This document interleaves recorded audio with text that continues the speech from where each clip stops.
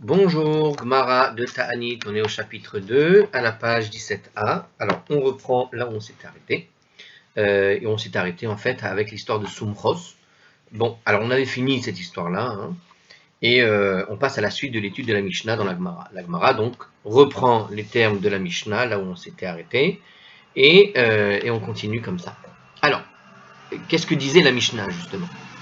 Shalosh ta'aniyot harishonot anshe mishmar mit'anin velo mashlimin, etc. Alors, il disait comme ça dans le Mishnah que lors des 3 premiers jeûnes, les membres du Mishmar, hein, vous vous rappelez, le Mishmar, c'est une des gardes, jeûnent, mais ne termine pas le jeûne, etc., etc., etc.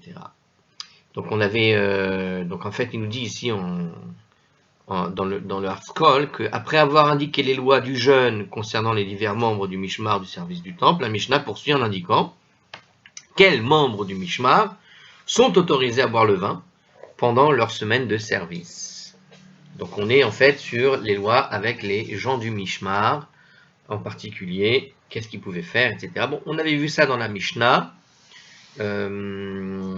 Si vous voulez, on va aller revoir, peut-être à moins qu'ils le disent en commentaire ici.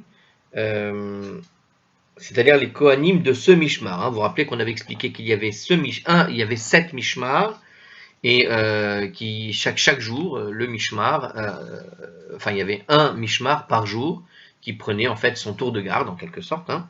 Et pendant la garde, ils n'avaient pas le droit de faire un tas de choses.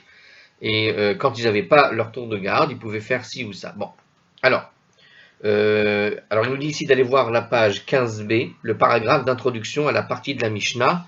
Alors oui, c'est-à-dire en fait l'explication de ce qu'étaient les Mishmar et le Mahamid ou Mahamad. Alors je vais le revoir rapidement,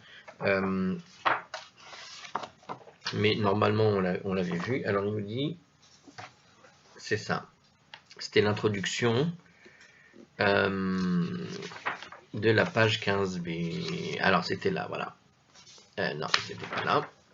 Si on reprend, voilà, on va le refaire ici, je vais vous expliquer. On peut le refaire hein, si jamais on a oublié. Moi j'ai un petit peu oublié, mais pas tout quand même. Alors les Kohanim étaient répartis en 24 Mishmarot. Chaque Mishmar était lui-même subdivisé en 7 Baté Avot. Ah, c'est ça, vous voyez, je me suis un petit peu confondu. Donc il y a 24 Mishmarot, et chaque Mishmar, il y a 7 Baté Avot, un Bet Av, des Baté Avot. Chaque Mishmar servait dans le temple donc pendant une semaine. Donc un Mishmar par semaine, et à l'intérieur du groupe du Mishmar en question, donc, c'était partagé en 7. Voilà, ce sont les Bet Av qui étaient partagés en 7, donc je me suis un peu trompé. Alors, chaque Bet Av servait donc un jour de la semaine. La Mishnah traite en fait des jours de jeûne public, comment doivent justement gérer les Mishmar au temple avec les Bet Av, qui jeûne pas, qui est plus sévère dans le jeûne que moins et l'autre, etc., etc. Bon, il faut revoir la page 15b, vous revoyez la vidéo de la page 15b, tout était bien expliqué là-bas. Et là, en fait, c'est la Gemara qui va essayer d'interroger la Mishnah qui était là-bas. Alors, effectivement, il faut bien se rappeler, donc le Mishmar, il contient 7 Baté Avot, ok. Alors ici, la Gemara va nous citer une braïta qui va développer la règle qu'on a donnée dans la Mishnah, justement. Donc on va plus ou moins revoir la même chose, hein, puisque la braïta, en général, à part quelques petits changements, ne fait que quelque part préciser les choses. Donc ça va nous servir. Hein. Alors les sages ont enseigné dans une braïta, Tanura Banan, Mi Penema Amrou. Pourquoi est-ce qu'ils ont dit, les sages là-bas, Anshe Mishmar Mutarin, Nishtot Yayin Belelot, Aval lo beyamim. Les membres du Mishmar sont autorisés à boire le vin durant la nuit, mais pas durant le jour. On avait abordé tout ça, hein, on est en train de faire une sorte de ping-pong avec la Mishnah et la Gemara, parce que dans les commentaires de la Mishnah, on avait cité ce que dit ici la Gemara en fait. Alors on va le refaire ici. Donc les membres du Mishmar, on vient de le dire, sont autorisés à boire le vin durant la nuit, mais pas durant le jour. Alors on nous explique en commentaire ici, puisque ce n'est pas leur jour de service dans le temple. Quel problème pourrait résulter du fait qu'ils boivent le vin ce jour-là?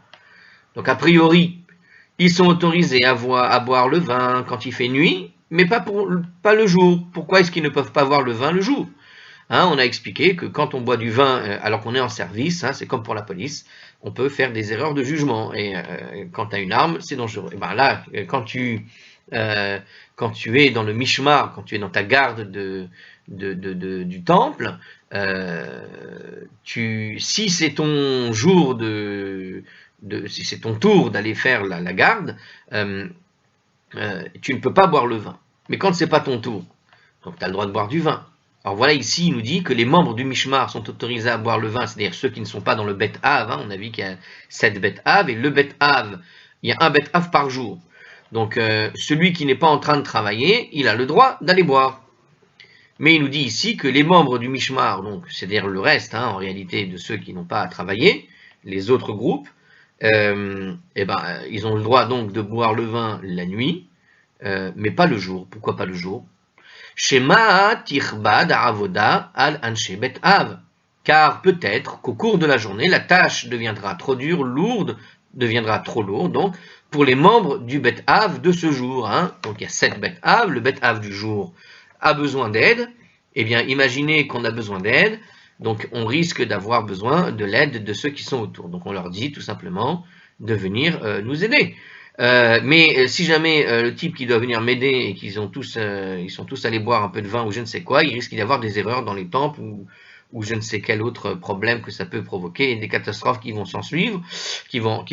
Donc voilà, hein, imaginez des réservistes, un militaire réserviste en quelque sorte, c'est un petit peu la même chose. Imaginez un militaire réserviste mais qui peut être appelé à tout moment. Est-ce qu'il a le droit de boire du vin en journée? Bah, c'est un petit peu le même genre d'idée. Alors ici, c'est pas des militaires, mais c'est l'idée d'avoir une responsabilité importante et il faut avoir les idées claires au moment où on t'appelle.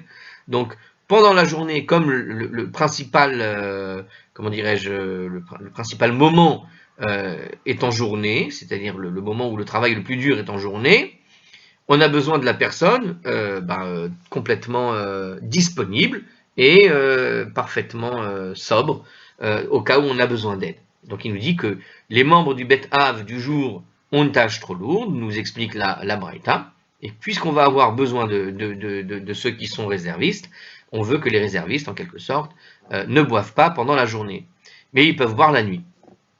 Veyavohu, Visayer Ulahem, et les autres Kohanim du Mishmar, devront alors venir les aider, hein, ceux qui sont censés être, ceux qui sont réservistes, à accomplir la tâche du temple, et c'est pour ça qu'on leur a dit donc de ne pas boire. Alors il nous explique ici, il pourrait y avoir un nombre exceptionnellement important de personnes offrant des sacrifices ce jour-là, ce qui nécessiterait un plus grand nombre de Kohanim, de services, qui n'avaient été prévus au départ. C'est ce que nous explique Rabbi Hananael. Donc imaginez, un peu comme dans le métro, il y a des heures de pointe, il y a des périodes où les gens sont plus à même de venir en nombre que d'autres périodes. Hein. C'est un petit peu comme par exemple, vous savez, il y a le mois d'août et le mois de juillet en France. Hein. Quand est-ce que les gens partent la plupart du temps en vacances? Bon, alors vous avez les juilletistes et les Haussiens. Bon, en général, les gens ont, enfin, je sais pas comment c'est en France en ce moment pour le stationnement gratuit, mais vous aviez la gratuité, par exemple, des stationnements sur tout le mois d'août à un moment donné. Alors vous imaginez bien que les gens préféraient partir plutôt le mois d'août qu'en juillet. Pourquoi? Bah parce qu'ils laissaient leur voiture de côté, pouvaient prendre le train, aller partir tranquille, l'esprit tranquille, la voiture ne serait pas touchée par la police, il n'y aurait pas de PV, je ne sais quoi. Donc gratuité du stationnement sur tout le mois d'août, tu la laisses et tu bouges plus pendant un mois. Donc les gens avaient une préférence. Donc imaginez une période du calendrier juif où les gens sont tout simplement plus à même de venir que d'autres. Hein, ils vont pas venir pendant qu'il y ait par exemple la pluie. La saison des pluies, à l'époque, parcourir les routes dans la saison des pluies, c'était compliqué. Donc ceux qui avaient des sacrifices à faire, ils avaient tendance à choisir plutôt les périodes estivales. Donc il y a des jours plus, on va dire, où c'est plus l'heure de pointe qu'ailleurs, des jours de pointe, on pourrait dire, voilà. Et donc, bon, ça c'est ce que nous explique plus ou moins Rabbi Hananael, hein.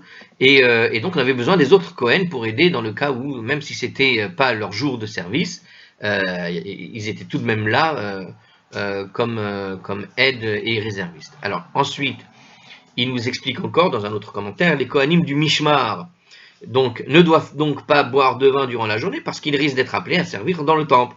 Par contre, aucun nouveau sacrifice ne pouvant être apporté la nuit, Et le seul service effectué de nuit consiste à achever ce qui a déjà été commencé à brûler, hein, la combustion des membres et des graisses qui proviennent des sacrifices qui sont offerts pendant le jour.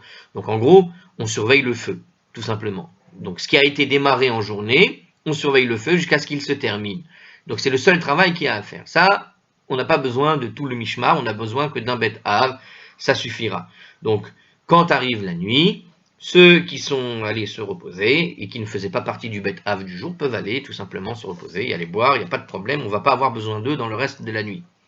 Aussi, le volume d'activité à effectuer pendant la nuit peut être aisément évalué. C'est pourquoi, si les membres des autres Baté Avot n'ont pas été convoqués afin d'aider au service durant le jour, il n'y a donc pas à craindre que leur aide soit requise durant la nuit, et ils peuvent donc aller, s'ils veulent, boire du vin durant la nuit. Il n'y a pas écrit que c'était obligé d'aller boire du vin, et ça c'est le Rashi à la page 15b, donc je vous ai dit, on fait un ping-pong entre la page 15b et la page 17a. La page 15b, on cite des passages de la page 17a, et ici on cite les passages de la page 15b. Bon, c'est amusant, mais bon, ça permet de comprendre en fait, parce que les deux tout simplement se complètent. Hein, la Braïta et la Mishnah se complètent, et donc les commentaires se rejoignent. Alors, mi penema amrou. Pourquoi est-ce qu'ils ont dit Anshe bet av lo bayom velo balayla? Mais les membres du bet av, donc, hein, alors il n'est pas écrit mais, les membres du bet av, donc ceux qui sont dans la journée, hein, ils ne peuvent boire du vin ni durant la journée, ni durant la nuit. Donc c'est ceux qui sont en service. Mi pene shen asukin tamid ba'avodam. En fait, c'est ce que dit la Braïta, hein, parce qu'ils sont continuellement occupés au service. Voilà, tout simplement. Donc ils sont en train de s'occuper du service du temple. Ça veut dire que toute la journée et toute la nuit, c'est leur tour de garde. Donc ils n'ont pas le droit.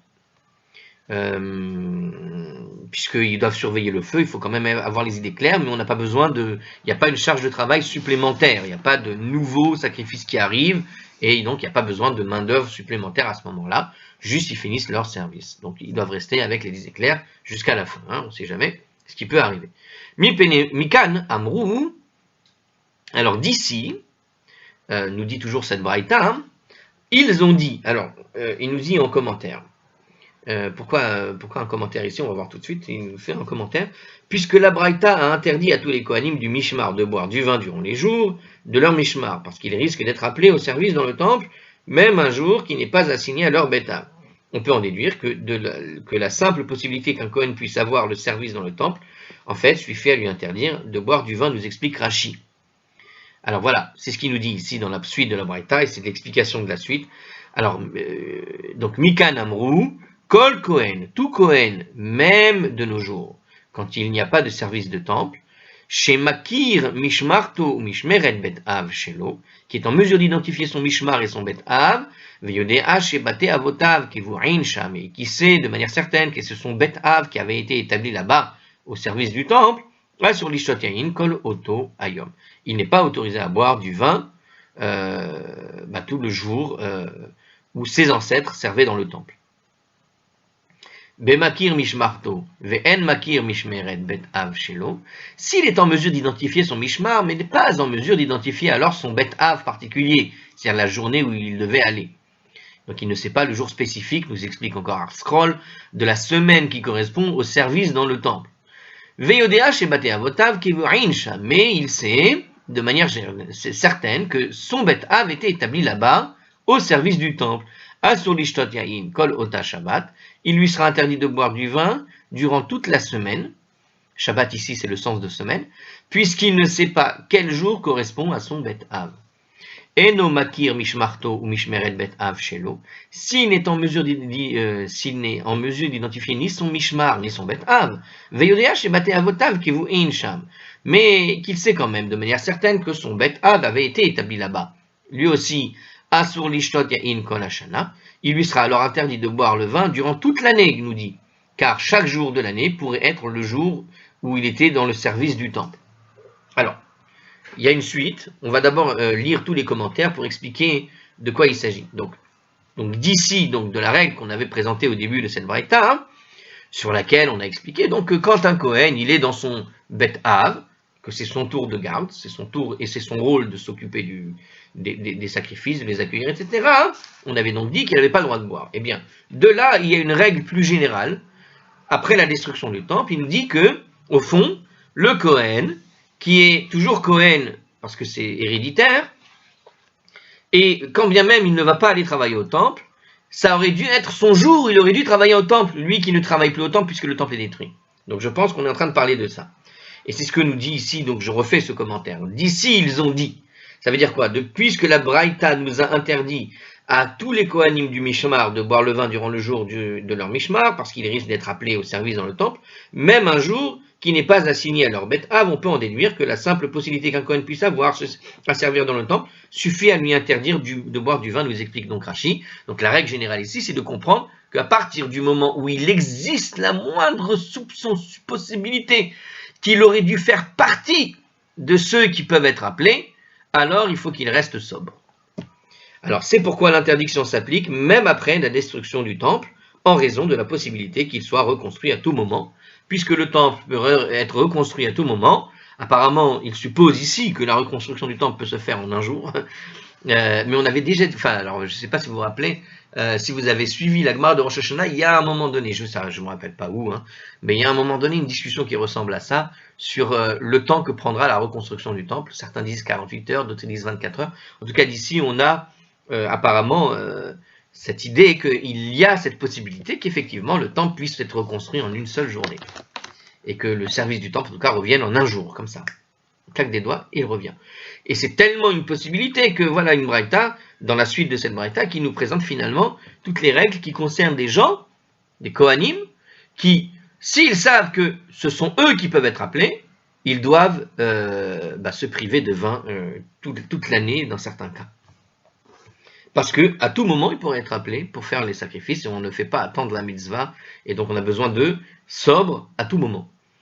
Alors ici, si je relis maintenant ma braïta avec les commentaires cette fois-ci, puisqu'on a fait un tour pour bien comprendre le sujet ici, donc le sujet, c'est de se dire, voilà, maintenant que le temple est détruit, un Kohen, son statut de Kohen, il n'est pas perdu, et il a toujours les mêmes obligations qu'il avait quand il était dans le temple, au niveau de la consommation du vin et de son appartenance au Mishmar ou au Bet Av.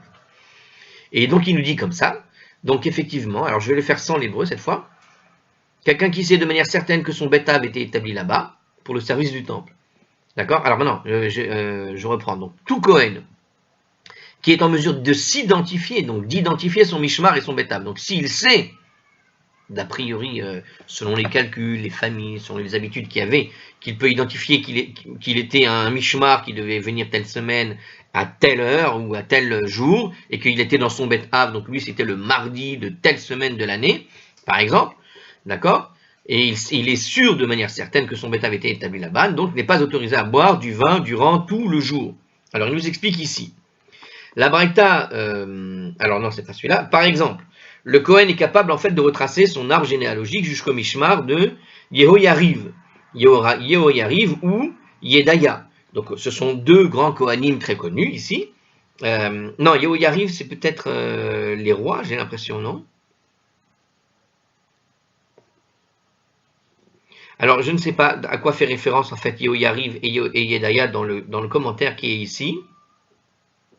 Si quelqu'un veut me le préciser, peut-être c'est dit dans la suite. Mais a priori, alors soit ce sont des Kohen particuliers, mais ça sonne la royauté. Donc peut-être on parle d'un arbre généalogique qui remonte à la période du roi Yehoyariv ou du roi Yedaya. Je ne me rappelle plus la généalogie des rois, c'est bien dommage. Ça sonne des noms de rois. Et en tout cas, des personnages donc illustres d'une certaine époque, qui permet donc de remonter très loin dans le passé. Donc ici où on a des Kohanim qui savent qu'ils sont Kohen, mais qui, plus que cela, ils sont capables de retracer leur arbre généalogique donc jusque là-bas, au Mishmar de Yehoyariv. Donc s'il parle de Yehoyariv, peut-être c'est un grand Kohen de l'époque, ou de Yedaya, ça doit être des Kohanim. Ou jusqu'à n'importe lequel des 24 Mishmarot. Donc ce sont des Mishmar, alors, bon, ils sont notés comme ça en tout cas. Et il connaît la semaine de l'année, ainsi que le jour de la semaine au cours duquel le Bet Av était au service du temple, nous explique Rashi.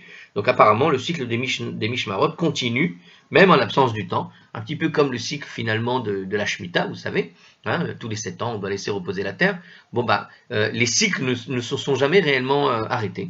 C'est pas parce que le temple est détruit que, par exemple, les années de Shemitah se sont arrêtées. Hein, c'est comme la semaine d'ailleurs. Hein, le temps ne s'est pas arrêté. Hein, le lundi vient toujours après le dimanche. Hein, vous voyez ce que je veux dire, hein, si demain le monde devait être détruit, le lundi sera toujours là après le dimanche. Hein, il n'y a rien à faire. Oui, c'est l'idée. Bon, bah là, c'est pareil. Le temple a été détruit. En quelque sorte, le monde des Kohen et des prêtres a été détruit avec la destruction du temple. Peut-être, mais le cycle n'a pas été détruit. Les règles sont toujours là. Donc, d'une certaine façon, ces cycles-là continuent.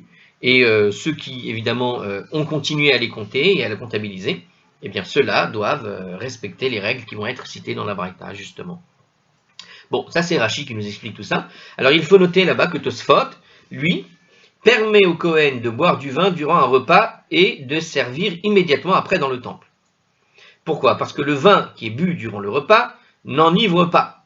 Il nous explique ici, alors c'est Rashbam sur Psachim 117b, et donc c'est Tosfot avec tout un tas de références, mais en fait il fait une distinction Tosfot du vin pris en quelque sorte à jeun. C'est celui qui boit vraiment son petit verre d'anisette à jeun le matin, ce qui n'est pas une bonne chose, mais c'est ce genre de choses dont on parle. Et celui qui boit à jeun, d'une certaine manière, peut s'enivrer assez rapidement. Alors que celui qui boit, et ça c'est connu, hein, qui boit durant un repas, de manière très, comment dire, sans exagérer, hein, attention, bon, il ne va pas être ivre, parce qu'il a mangé, et la nourriture avec le vin, bon, bah, tout ça dans l'estomac, ça ne passe pas tout de suite dans le sang, donc ça prend du temps, et en même temps, bon, tu peux rester sobre tout en ayant bu du vin. Donc il s'agit ici vraiment, dans la règle du Kohen, d'éviter que le Kohen ne devienne complètement poivreau, quoi, et soit incapable de discerner à un moment ou à un autre des choses qui risquent de lui faire des erreurs.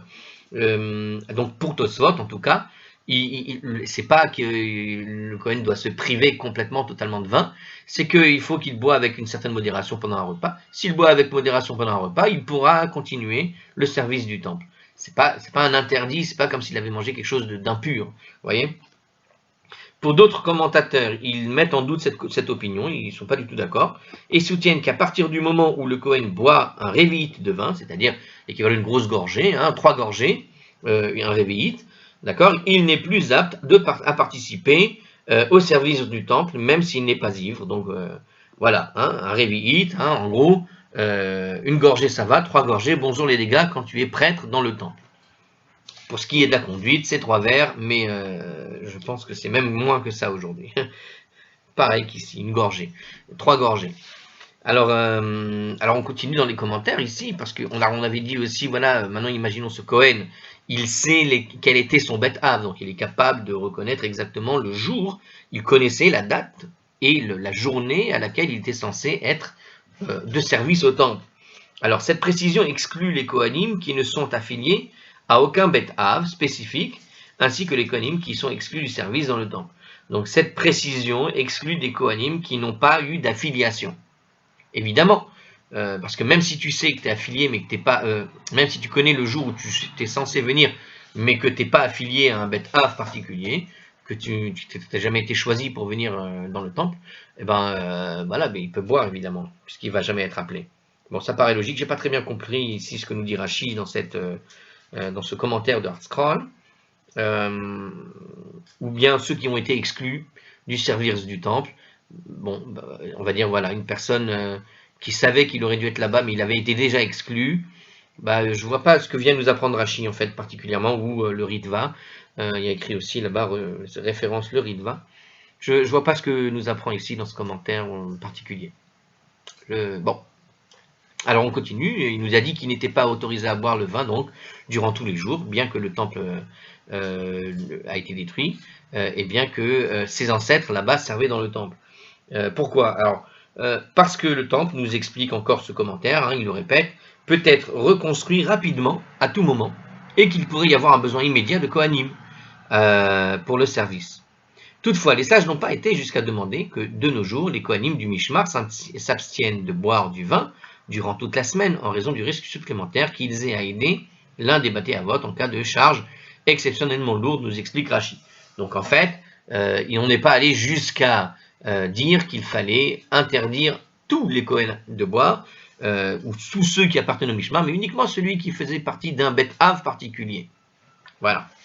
C'est quand même étrange quand même, parce que, comment dire, je veux dire, pour faire les 24 Mishmar, il faut... est-ce qu'on tient aujourd'hui une sorte de cahier dans lequel on a les noms de tous les Kohanim qui pourraient faire partir de tel Mishmar? Aujourd'hui, certainement pas, donc à mon avis, tout le monde peut boire. Mais je pensais que le Mishmar aurait dû être renouvelé chaque année. Moi, quand tu dis qu'il y a 24 gardes, tu peux imaginer qu'effectivement, ils aient pu partager tout ça une fois, et ils le partagent chaque année, quoi, pour déterminer qui vient à quand chaque année, hein, tu vois. Mais non, ça a l'air d'être des mishmars fixes. Est-ce qu'aujourd'hui, si tu as perdu la trace de ceux qui auraient dû venir, et qu'il y en a un qui a gardé une trace d'un mishmar particulier, tu ne vas pas redistribuer les cartes, en quelque sorte? Ça paraît... bon, il y a des questions à poser sur des spécialistes du temple. Bon, alors on continue ici.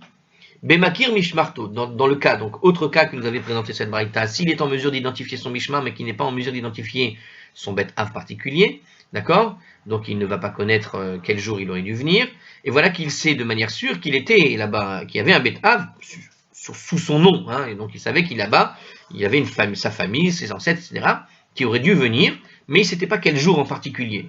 Donc il connaît, je crois, sa semaine, mais il ne connaît pas le jour, hein, c'est ça, hein, il ne connaît pas son Bet Av, ça veut dire, voilà, il est en mesure d'identifier le Mishmar, donc il connaît dans quelle semaine il aurait dû venir, mais il ne savait pas la journée particulière dans laquelle il devait venir.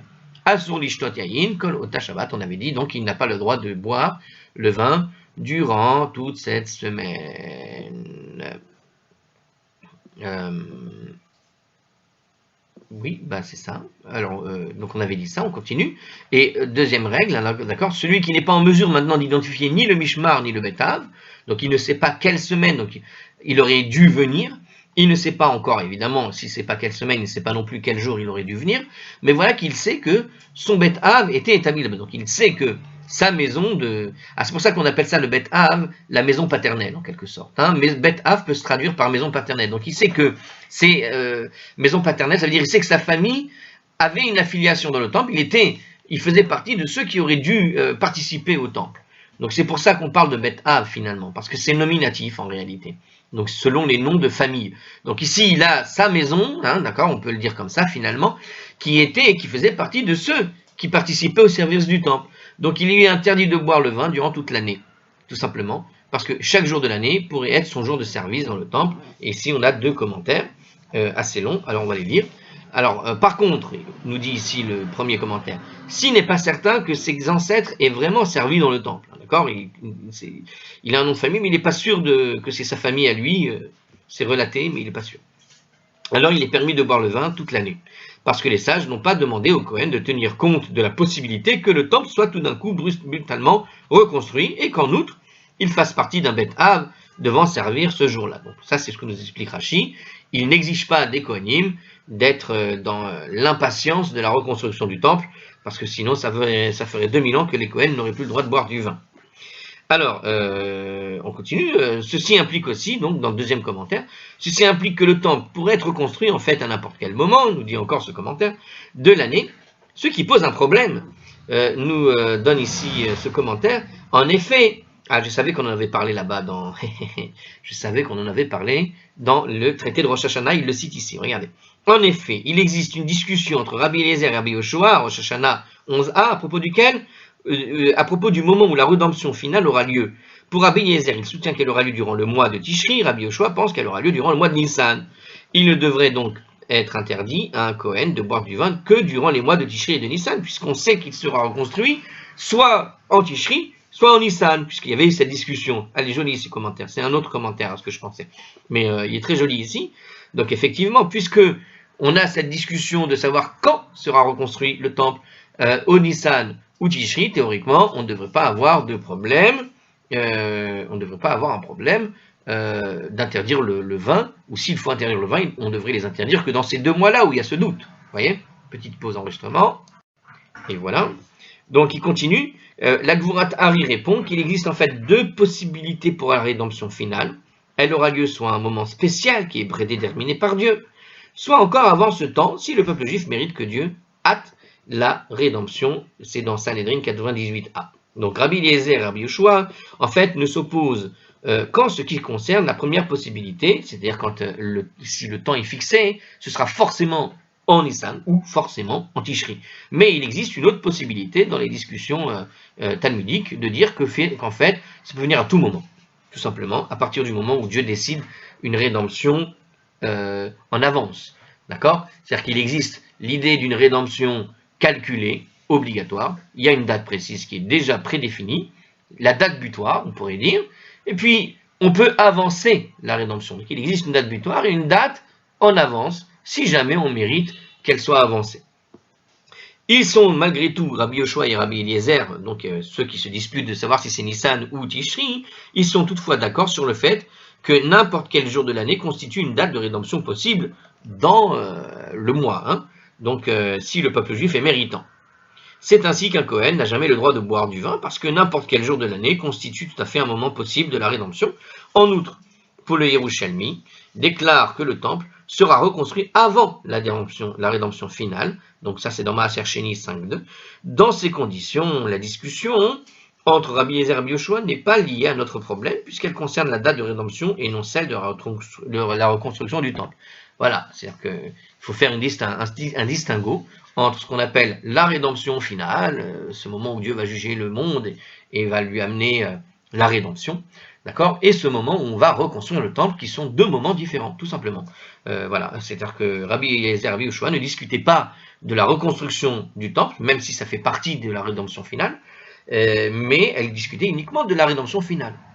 Or, la reconstruction du temple, au fond, pourrait se dérouler à un autre moment que le moment de la rédemption finale, selon les cas. Donc voilà, donc c'est pas lié. Donc effectivement, c'est ce qui fait que même eux peuvent accepter l'idée qu'effectivement, du point de vue de cette braïta, elle dit qu'un Kohen qui ne peut pas identifier quel était son mishmar et quel était son bet ab, mais qu'il est sûr qu'il appartenait à un mishmar de l'année, bah lui n'aura pas le droit de boire tout simplement du vin. Donc il est donc interdit de boire du vin toute l'année, on disait. Rabbi, sur toute cette discussion, Rabbi Omer, Omer ani asur lishtot yayin le'olam. Moi je dis, à partir du moment où tu viens de me dire tout ça, a priori un Kohen, quand bien même il ne peut pas identifier son mishmar, son bet av, devrait alors avoir l'interdiction de boire du vin pour toujours, tout simplement. Voilà, c'est ce qu'on a dit, hein, en 2000 ans, que n'a pas été reconstruit le temple. Oui, mais pendant 2000 ans, ça aurait pu. Donc, il ne devrait pas boire, tout simplement. Jamais. Donc, même si le Kohen est capable d'identifier son mishmar et son bet av, et connaît donc le jour précis de l'année au cours duquel son bet av servirait dans le temple, il doit malgré tout s'abstenir de boire du vin tout au long de l'année si la halakha demande de prévoir la possibilité que le temple soit reconstruit à tout moment. On ne peut être certain que l'ordre ancien des Mishmarot restera en vigueur à ce moment-là. Il est également possible que tout Kohanim soit appelé à participer à l'inauguration du nouveau temple, nous dit Rashi. Donc en fait, alors il dit plus ou moins ce que j'avais proposé tout à l'heure, puisqu'on a dit, mais comment ils vont savoir qui va être là? Peut-être qu'on va oublier l'ordre, ou peut-être qu'on va remettre l'ordre, je veux dire, on va refaire une sorte d'ordre à partir du nouveau. Mais lui, la réflexion de Rabbi Yehuda, c'est de dire, puisque de toute façon, cet ordre-là ancien va être annulé, on va devoir réorganiser tout ça, d'une certaine manière, donc chaque Kohen doit être sobre à tout moment. On ne va pas choisir les Kohen sobres pour le premier jour, on va choisir les Kohen en fonction de leur nom de famille, on va choisir les Kohen en fonction de leur mérite, ce que tu veux, mais on ne va pas les choisir en fonction de comment ils se sentent aujourd'hui. Donc, ils doivent être prêts à tout moment de pouvoir servir, et donc on devrait les interdire à tout moment de boire en tout temps.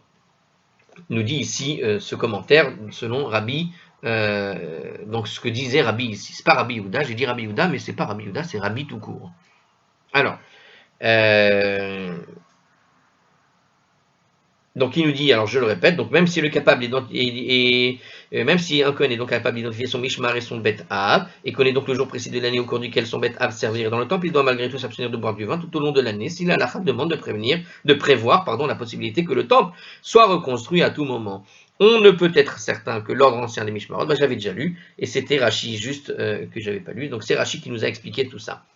Alors, quand il continue, aval ma et shetakanato kalkalato. Mais que puis-je faire dans la mesure où le rétablissement du Kohen à la permission de boire du vin découle de sa disqualification?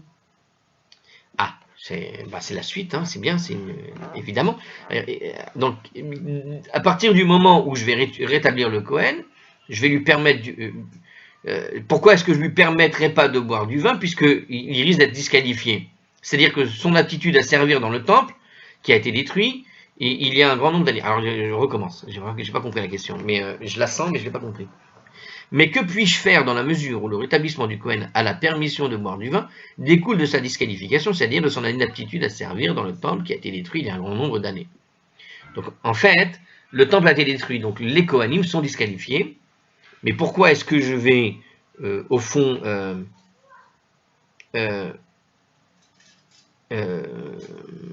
rétablir un Kohen? Pourquoi est-ce que je ne rétablirai pas le Kohen à boire du vin, sachant que certains Kohanim ont donc été complètement disqualifiés? On ne va pas interdire le vin à tout Kohen, alors qu'on sait que les Kohanim qui sont disqualifiés, puisqu'ils ne seront jamais appelés au temple, au fond, il n'y a pas de raison de les empêcher de boire du vin. Est-ce que c'est ça qu'il veut dire? On va vérifier. Selon le point de vue de Rabbi, il n'est pas nécessaire pour le Kohen de s'abstenir de boire du vin en raison de la possibilité que le temple soit reconstruit à cause du très grand nombre d'années qui se sont écoulées sans que le temple ait été reconstruit. Ainsi, l'autorisation qu'a de nos jours le Kohen de boire du vin sans restriction résulte de son inaptitude à accomplir le service du temple. C'est-à-dire qu'en fait, le Kohen aujourd'hui, parce que l'impureté règne dans ce monde, ont déjà été disqualifiés pour pouvoir être prêtres dans le temple. Donc ils ne peuvent plus être prêtres dans le temple au jour d'aujourd'hui. Il y a tout un rituel à faire avant qu'ils ne puissent être de nouveau qualifiés. Parce qu'ils n'ont pas la possibilité d'être qualifiés actuellement. Donc puisqu'ils sont tous disqualifiés, pourquoi interdire le vin? Donc en fait, quand Rabbi a dit qu'il fallait interdire à tout le monde de boire du vin en tout temps, c'était pour nous présenter justement le contre-argument. Donc si je répète tout le passage, c'est un contre-argument, c'est-à-dire qu'il dit une chose qui est fausse pour t'amener à comprendre pourquoi c'est pas possible en fait. Il te dit une chose pour te faire comprendre que ce n'est pas possible. C'est comme les raisonnements, comme on appelle ça en mathématiques, sur les suites et la récurrence, en donnant une hypothèse qui au départ semble vraie, mais qui va s'avérer fausse, parce que dans la démonstration liée à la suite que ce qui en découle, ça démontre qu'au fond, cette hypothèse ne peut plus être vraie. Et donc, l'hypothèse qui avait été supposée vraie devient fausse. Alors, je le refais dans les termes de la Gemara. Regardez. Donc, je le dis. Donc, Rabbi, il te dit comme ça. On devrait avoir l'interdiction de boire du vin en tout temps. Alors, il ne pense pas ça. Mais, théoriquement, avec ce que tu viens de dire, tu devrais même carrément interdire, finalement, l'interdiction de boire de vin en tout temps à tous les Kohen. Donc, chaque Kohen devrait être, parce qu'au fond, ils peuvent tous être appelés à un moment ou à un autre. Mais, puisque de toute façon, au moment où on va rétablir le Kohen, la permission de boire du vin pour un Kohen découle de sa disqualification. Ça veut dire qu'il doit être d'abord inapte à servir dans le temple.